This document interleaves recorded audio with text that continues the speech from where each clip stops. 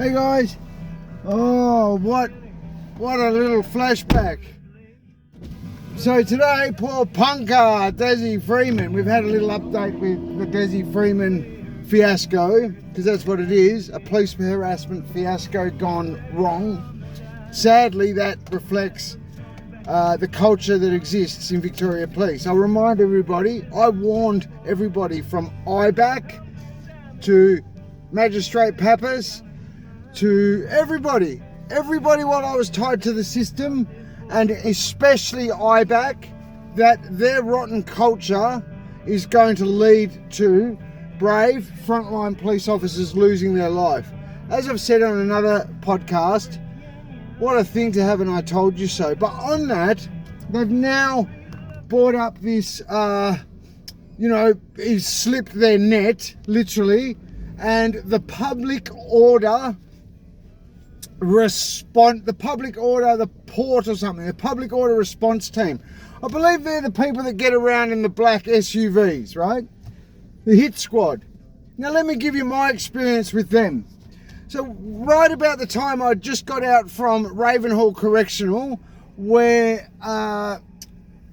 the prison officer who ended up getting himself in his own criminal bother that I was asked to be a witness against there, I was driving around coincidentally with this girl who kept coming and hanging around me, who ends up being a paid, drug-addicted, generational street sex worker that the system were using to get at me in a trying to I'm harassing her.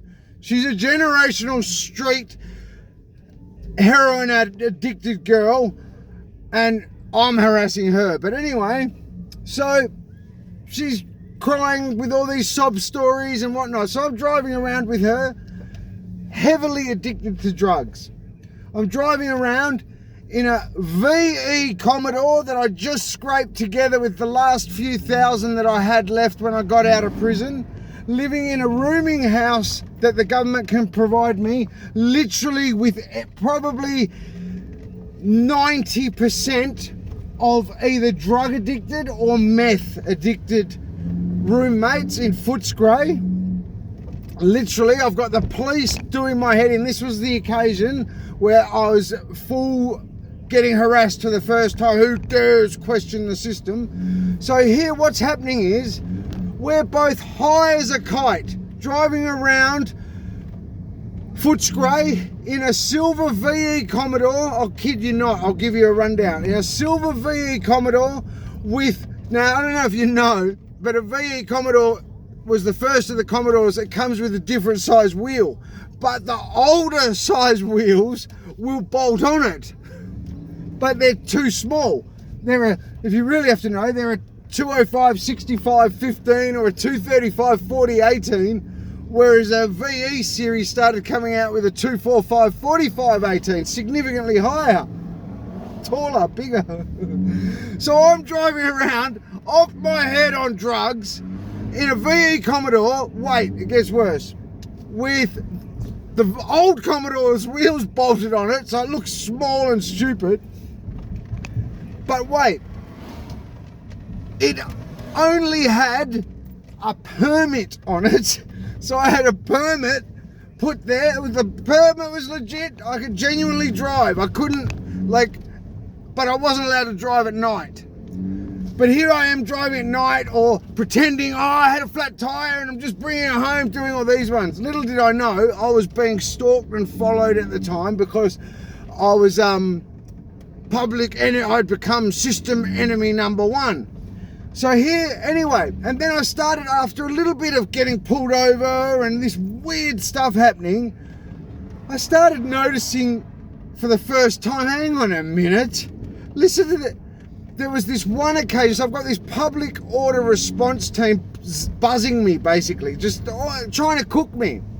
Like combine that with the AI bot technology, just trying to pester me, annoy me, and I get it pulled over with this, hang on a minute, I'm listening to what she says. She is giving these people directions. Like this PORT guy pulls me over in the middle of Footscray, both of us high as a kite. I mean high as on probably 3 different drugs, if not 4. And he pulls me over, he's talking to me. I haven't done anything wrong though. I've got a permit, I've answered everything that I can answer. Nothing.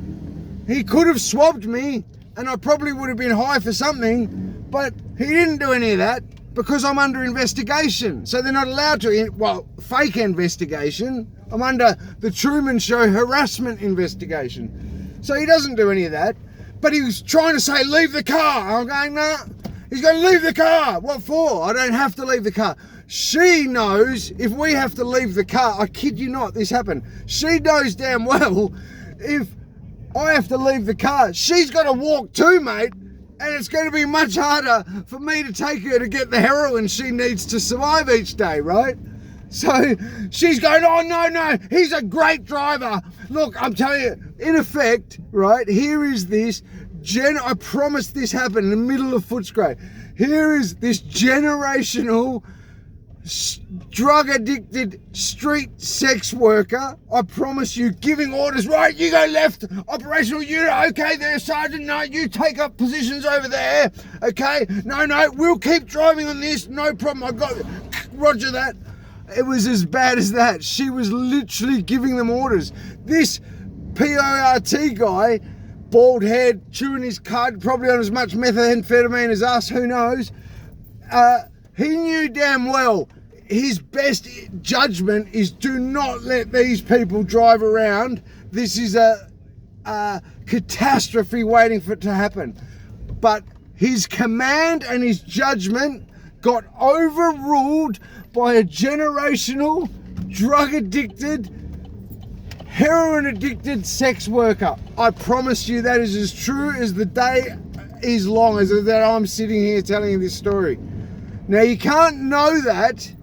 You can't know these stories and think that, hello, could be time we start doing a little bit of commissioning in Victoria. Hello. Speak soon, guys.